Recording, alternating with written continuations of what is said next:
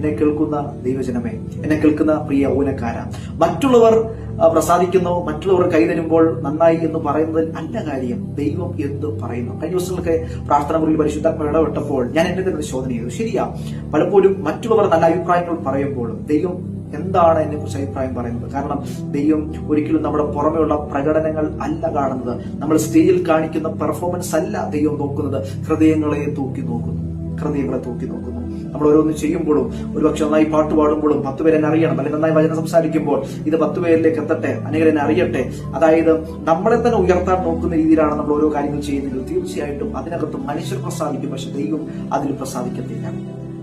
ഈ ദിവസങ്ങളിൽ ഒറ്റ കാര്യം നമ്മുടെ ഉള്ളിലുണ്ടായിരിക്കണം, ഞാനോ കുറയണം, അപ്പൊ അങ്ങ് വളരണം. ഞാൻ ചെയ്യുന്ന ഓരോ മിനിസ്ട്രി അത് ബെബിൻ എന്ന വ്യക്തിയെ ഉയർത്താനാകരുത്. ഞാൻ ചെയ്യുന്ന മിനിസ്ട്രി, ആ മിനിസ്ട്രിക്ക് നമ്മൾ നീതി പുലർത്തുന്നുണ്ടെങ്കിൽ തീർച്ചയായിട്ടും അത് ഉയരത്തിന് തമ്പുരാനെ ഉയർത്തേണ്ടതിനാകണം. അങ്ങനെയെങ്കിൽ ഈ ദിവസങ്ങളിൽ പരിശുദ്ധാത്മാവ് എന്നോട് നിങ്ങളോടും വ്യക്തമായി സംസാരിച്ചുകൊണ്ടിരിക്കുക. രക്ഷിക്കപ്പെട്ട് സ്നാനപ്പെട്ട് അഭിഷേകം പ്രാപിച്ചവരുടെ ചിന്തകൾ പോലും ഇത് മാറിക്കൊണ്ടിരിക്കുക. അങ്ങനെ ഒരു കാലഘട്ടത്തിലാണ് ഞാൻ നിങ്ങളും ആയിരിക്കുന്നത്.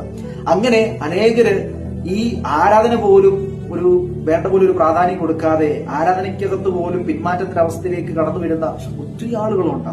കേൾക്കണം, രക്ഷിക്കപ്പെട്ടവരാണ്, സ്നാനപ്പെട്ടവരാണ്, അഭിഷേകം പ്രാപിച്ചവരാണ്, പക്ഷേ അവരെല്ലാം പിന്മാറ്റത്തിലേക്ക് പോകുന്ന ഒരു കാഴ്ച നമ്മൾ കണ്ടുകൊണ്ടിരിക്കുക. അങ്ങനെയെങ്കിൽ ഈ കാലഘട്ടത്തിൽ വിശ്വസ്തയോടെ നിൽക്കുന്ന ആരെങ്കിലും ഉണ്ടെങ്കിൽ അവരെ കർത്താവ് ഉപയോഗിക്കും.